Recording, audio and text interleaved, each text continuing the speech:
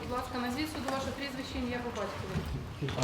Було запропоновано на особисті Позов офіційного спостерігача за виборами президента України 2019 у територіальному виборчому окрузі 221.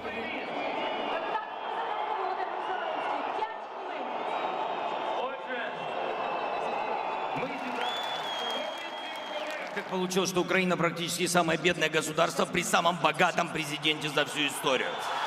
Почему? Почему? Почему поджигателей магазина «Рошен» нашли за 4 часа, а поджигателей военных складов